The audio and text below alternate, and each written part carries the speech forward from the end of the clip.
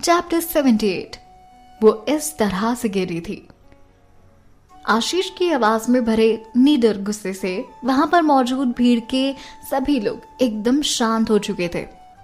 सभी लोगों को उसका गुस्सा साफ समझ में आ रहा था। तान्या आशीष के साथ बेवजह अपने पास नकली सबूत होने के लिए बहस कर रही है। ये किसी पुरानी किताब की घटिया चाल की तरह था। यही सोचकर फिर पूरी भीड़ सिर्फ आशीष का साथ दे रही थी, क्योंकि अब भी सभी को तान्या गुनहगार नजर आ रही थी। अगर तान्या ने पहले ही अपनी गलती मान ली होती और शुरू में ही माफी मांग लेती तो आशीष उस पर इतना गुस्सा नहीं होता। वहां मौजूद सभी लोगों की यही सोच थी। हालांकि वो लोग ये जानते थे कि तान्या कितना ही एटीट्यूड दिखा ले, आशीष इस बार उसे इतनी आसानी से नहीं छोड़ने वाला। जंगल में खुले शेर की तरह आशीष उसे ऐसे घूर रहा था जैसे शेर अपने शिकार को घूरता है। मन ही मन सोच रहा था, तान्या को मारना ही होगा, नहीं तो कम से कम उसे इतना खत्म कर दें कि वो वापस उनकी जिंदगी में आने की हिम्मत ना करे। आशीष को इन सारी बातों की आदत हो चुकी थी, क्योंकि उसने बहुत सारी बिजनेस डील्स के लिए बहुत सारे लोगों की जिंदगियां खराब की थी। और ये सब करना उसके लिए ना तो कोई बड़ी बात थी और ना ही उसके लिए कोई टेंशन। और ये सब करके भी उसे रातों की चैन की नींद आती थी। इसीलिए चाहे आदित्य उसके साथ हो या कोई और, तान्या को उन्हें परेशान करने के लिए वो सब भुगतना ही पड़ेगा। हालांकि तान्या को भी उसके गंदे इरादों के बारे में सब कुछ अच्छी तरह से पता था। यहां तक कि आदित्य ने भी उसे सही समझा था। आदित्य बस अब यही सोच रहा था कि तान्या ये बाजी पलटेगी कैसे।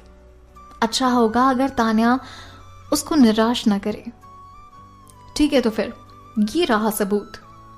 तान्या ने बहुत कॉन्फिडेंस के साथ सभी की नजरों के सामने रखते हुए अपने पर्स में से एक पेन रिकॉर्डर निकाला।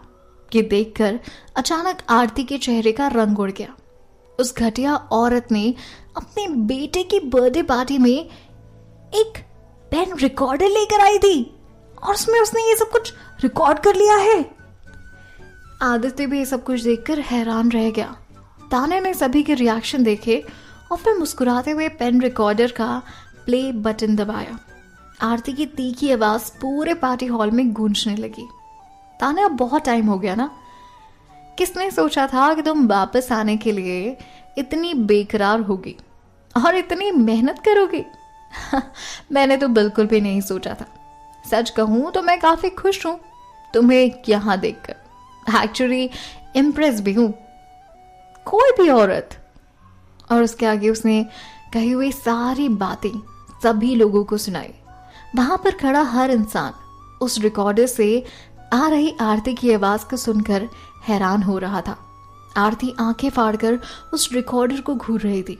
उसके दिमाग में एक बार को आया कि वो झटपट से उस रिकॉर्डर को छीन ले और वहीं के वहीं उसे तोड़ दे, पर वो बेइज्जती और हैरानी के कारण हिल भी नहीं पा रही थी।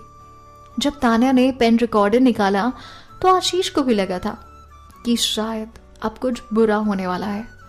उसने उसी वक्त अचानक कुछ करना चाहा, फिर उसे यह एहसास हुआ कि उसे कोई देख रहा है। और जब उसने मुड़कर देखा तो आदित्य उसे घूर रहा था, इसलिए वो डर कर वहीं रुक गया। आदित्य के इस तरह घूरने की वजह से उसकी हिम्मत ही नहीं हुई कि वो वहां से हिल सके। पहले उसका गुस्सा जायज था, क्योंकि उस वक्त वो विक्टिम लग रहा था, पर अब क्योंकि तान्या ने सबूत दे दिए थे तो उसे लग रहा था कि अगर उसने अपनी लिमिट क्रॉस करने की कोशिश भी की तो आदित्य उसे छोड़ेगा नहीं। और वहां पर और भी सारे बड़े बड़े गेस्ट आए हुए थे। वो समझ चुका था कि अब वो पूरी तरह से फंस चुका है। आरती को अपनी चिंता हुई जा रही थी। उसने ये नोटिस ही नहीं किया कि आशीष की तिरछी आंखों से इशारा करने की वो उसे कोशिश कर रहा है। उसी पल रिकॉर्डर खत्म होने से ही पहले आशीष एक फैसला ले चुका था, जो ये था कि वो आरती को अकेला छोड़ देगा और अचानक पलट जाएगा। कोई बात नहीं, तुम्हें खत्म करने के लिए मेरे पास एक प्लान है, क्या तुम बता सकती हो वो क्या है? रिकॉर्डिंग में आरती की आवाज एकदम शातिर लग रही थी। जब सब लोग उसकी आवाज में ये सब सवाल सुना उन्होंने, तो जैसे उनके पैरों के नीचे से जमीन खिसक गई, क्योंकि वो जानते थे कि ये प्लान वही था जिसके लिए आरती एक्टिंग कर रही थी। इसके बाद आरती की आवाज एकदम नौटंकी वाली हो गई। ऐसा लग रहा था जैसे उसका नाटक बस शुरू होने वाला है। दीदी प्लीज मुझ पे गुस्सा मत करो, ये सब मेरी गलती है, मुझे मुझे मुझे माफ कर दो दीदी, मुझे माफ कर दो। उसके बाद उसने कान फाड़ने वाली, चिल्लाने वाली आवाजें निकाली। सभी को ये पल याद था, क्योंकि सभी ने उसे गिरते हुए देखा था। वो इस तरह वो पहले गिरी थी। वो आरती थी जो तान्या से नफरत करती थी और उससे जलती थी, तान्या नहीं। उसने ये सब कुछ तान्या को फंसाने के लिए किया। उसे लगा था कि वो जीत जाएगी, लेकिन यहां बाजी पलट चुकी थी।